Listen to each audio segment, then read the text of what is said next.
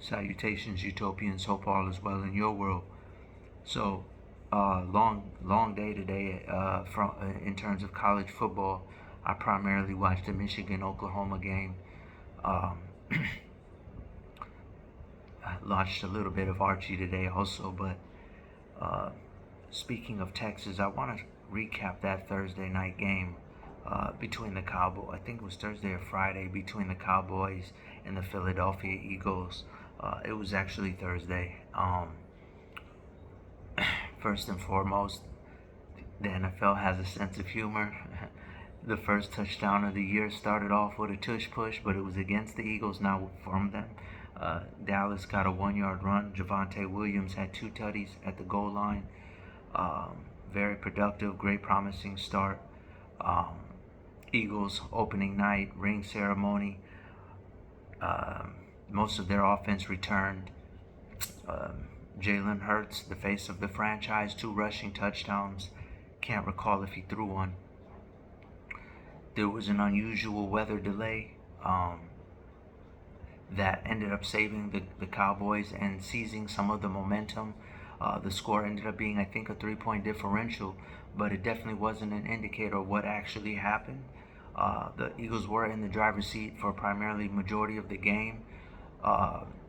Coach Eberflus, I think he's formerly of the Bears, the defensive coordinator, definitely was out schemed.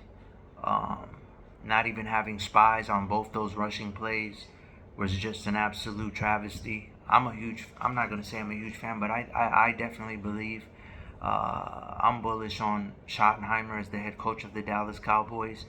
And I think it's borderline foolish. And I mean, anything is possible in sports, but I think it's borderline foolish to expect them to have won out of week one. With a complete new coaching staff, overhaul at running back, new WR1. Yes, I said it. George Pickens, to me, is the WR1 between him and CeeDee Lamb. I've been saying, you can go back to my Cowboy videos. They needed a WR1. If you look at the routes the route patterns that Pickens was running, it's consistent and in line with what a WR1 looks like. CD looked really great on those slanting routes, those possession routes. Even though he had some key drops, he finished with like something on the low 100 yards, but could have easily gone for double that had he made all his catches. Had some lapse in judgment. That's something I might go into a little bit more. I felt, damn, I kind of already went kind of far with that, but the Eagles are returning their offense. Obviously, the defense had a major shakeup, but they held their own for the most part.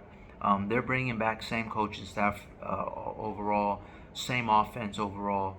The Cowboys, like I said, there was some very questionable schematic tactics from Eberflus in the first half, but as they settled down, especially with the time delay, it was quite impressive. Even in their worst times, though, A.J. Brown didn't even get the ball till the third quarter. I think that was his first reception, third or fourth quarter. Second half, it took the second half. And if you ever heard Tom Brady talk about, your prime time primary receivers, it's important that they get the ball early. And just the mere fact Hurts had to rush both of those in, it really kind of put the team on that here we go again on ice feeling.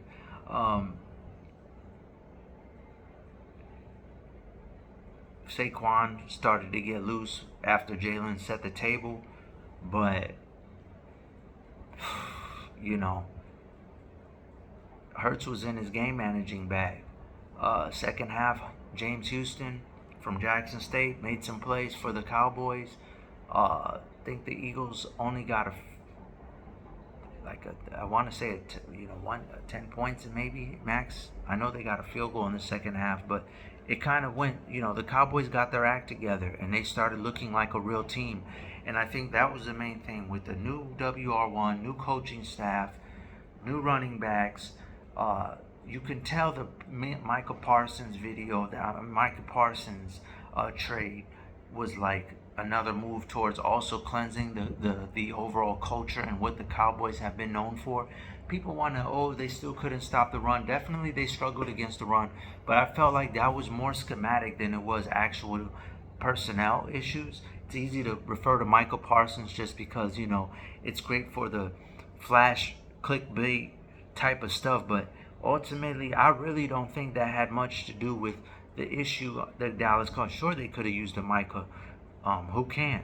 But ultimately, it was more schematics to me, and they settled in. But the biggest thing to take away from this Dallas team was the way they responded in the second half. They fought back.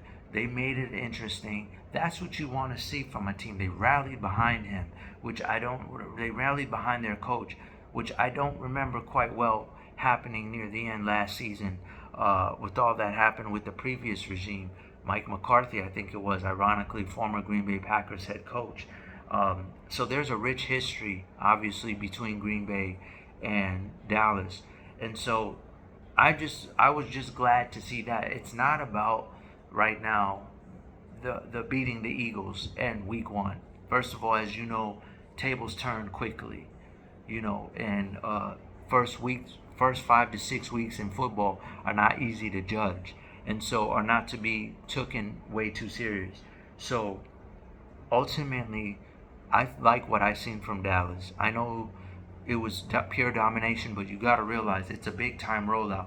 Moving forward, I see Dak trusting, and that's the other thing. How could I forget Dak? One of the most highest paid and guaranteed money in the league, if not the most. He played very solid. He made some great throws. He had some potential hospital throws, but at the end of the day, I was very impressed. He wasn't just out there managing. He was actually trying to make stuff happen from thin air, which is what makes the Lamar so special and why he got the second best player in the NFL vote. But ironically, I really enjoyed seeing him make something out of nothing out there a lot of times, or seeing that tight window and stepping into it confidently. And like I said, I really am a huge George Pickens fan, and I think he's just what the doctor ordered. Ironically, there was a lot of emotions running in that game. He was one of the more calm players, didn't do anything. Jalen Carter got ejected first minute of the quarter. The national anthem was longer than the amount of time he was on the field. And I'm not questioning whether it was provoked or unprovoked, just simply he was out of there quick. And so, when you look at the Cowboys and what that week one thing is, yes, they lost, yes, they got dominated in the first half, but you've seen the character and the fabric developing in front of everyone's eyes and actually keeping it interesting. I'm anxious to see what that week 2, 3, 4 moving forward is going to look like, because Eagles are an extreme test. They know how to drag you into those deep waters and play their style of football, and they're extremely talented on paper. They just also announced they got another great pass rusher, formerly of the Browns and of the Detroit Lions. I see his face, but they just signed him after the game, I think yesterday. And so Zadarius Smith, who's more than capable of getting 9-10 sacks, especially amongst a team that's already loaded next to a Carter and everything. They signed that guy immediately, I think, just out of concern for Carter. But they have great depth. They have a great D-line. Howie strikes again. He knows how to get the biggest names in the business. And the Dallas Cowboys, like I said, they did a solid job. How they respond to lesser opponents, I think they can size up with just anyone. The Eagles are an extreme case. Eberflus obviously gave a lot of people nightmares with his first half play calling, but he definitely settled in and was getting the most out of his personnel. All in all, I'll give it a B+. They were dominated. It did take an hour delay for them to calm down all that momentum. They were struggling against the run originally. Give them a B+, and I can't wait to see what happens next week. Hope this video was informative, Utopians. I'll try to do better next time. Global, out.